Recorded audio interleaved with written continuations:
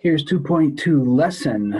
So a zero order reaction has an exponent on the molarity of 0, which means it always turns into 1. So the rate is K, the rate is a constant. If you graph the molarity versus time, the rate of the disappearance of the reactant is constant. It doesn't matter what you do or how much of it you have, it disappears at the same rate.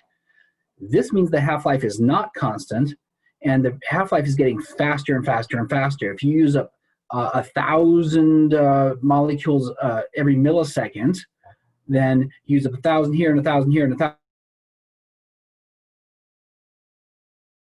And in the next 1 millisecond, you used up half. Well, that wasn't true back here. You had a kabillion of them back here. So 1,000 molecules used up was nowhere near half, but it was down here. So the time it takes to use up half is getting shorter and shorter and shorter and shorter and shorter. The half-life is decreasing in a zero-order reaction. And if you do the normal graph of the molarity versus time, you get a straight line automatically because it's a constant. It's a constant rate.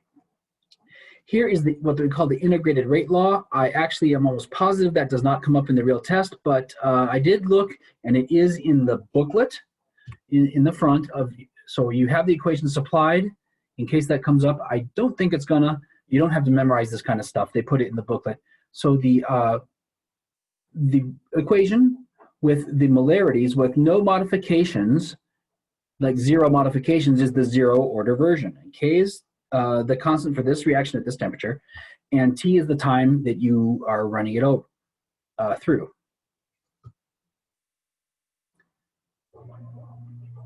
So also T sub 1/2 is half-life, like there. And on a first order reaction, the really distinct thing about it is that the half-life is constant. It always takes the same amount of time to use up half the reactant.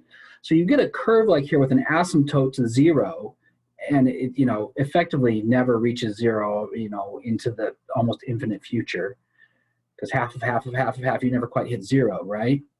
But if you take the half-life, the time it takes for half of it to be gone is 0. So if we say the line is here, and then half of it is roughly here, it took this amount of time, and then about here, how long is that? Yeah, that's half. And we're going to pretend that I did this right, and the half-lives are equal. Turns out, for deep dark reasons that are not important to getting a good grade on the test, and honestly I did not bother to look up again, if you take the natural log though of the molarity of the reactant in question over time, the natural log over time versus time, you get a straight line with a negative slope. Here is the integrated equation that lets you solve for the molarity of the original amount, or the amount after the time run. That's also true back here. The original amount, or at time 0, versus the time that you want to discuss.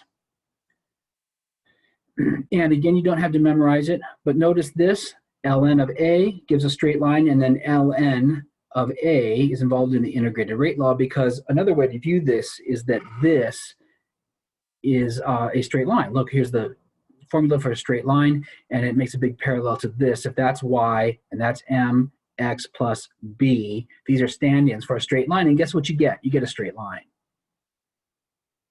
And if m is k and k is negative, guess what the slope is? The slope is negative. All you really have to do is recognize that if they give you a graph with ln of a and it makes a straight line, you don't even really have to remember that it's negative, it must be first order. The curve is not a good enough indicator because a second order also makes a curve that is somewhat similar looking at first glance.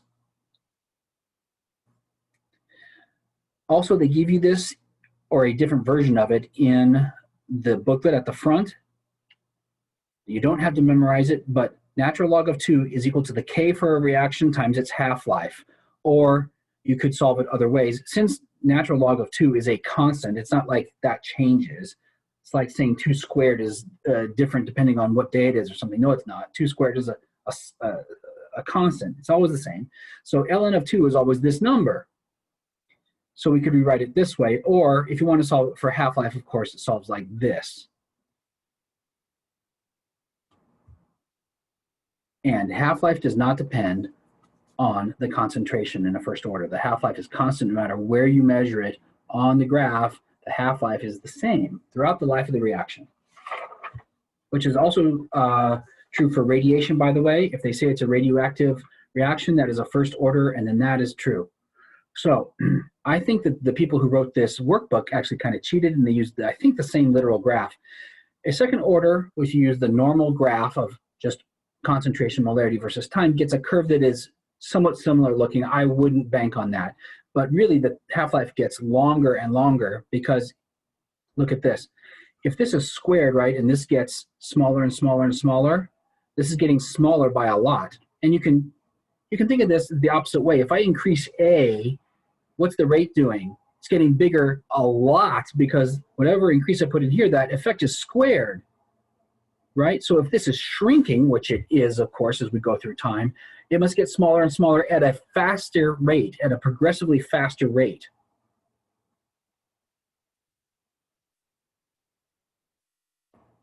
So half-life is getting longer.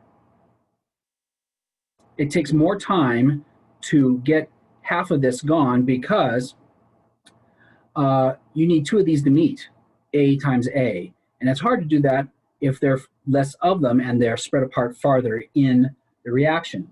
So half-life gets longer on a second order, but more importantly, and they do think you will recognize this, is if they tell you the inverse of A versus time gives, again, the formula for a straight line, essentially, an analog for it.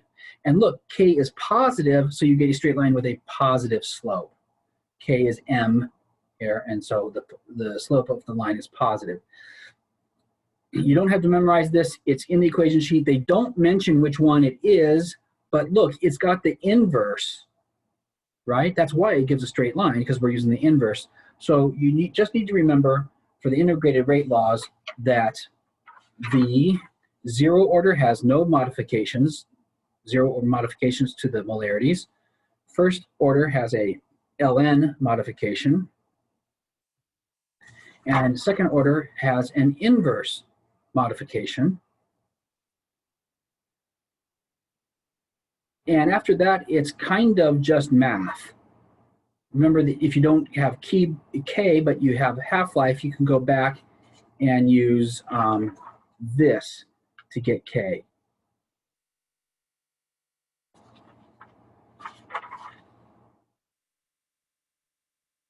This is a lot of overreach, and because they actually seem to use calculus at some point to get all this, I don't think I ever got all the way through this. This is being extra nerdy to an extent that I refuse to go into. Let's go to the example. So they give you a data table of the amounts. So as they ran the reaction of the disappearance of N2O5, you don't even need to know the products. Over time, this is where the molarities, and notice it's decreasing, of course. Now, if they take the ln of that number, you get this. If you take the inverse of that number, you get this. So we could graph all three things versus time, and when they did that, they got this. Well, which one produced a straight line? ln of the molarity produced a straight line with a negative slope, which means it's first order, as we just discussed.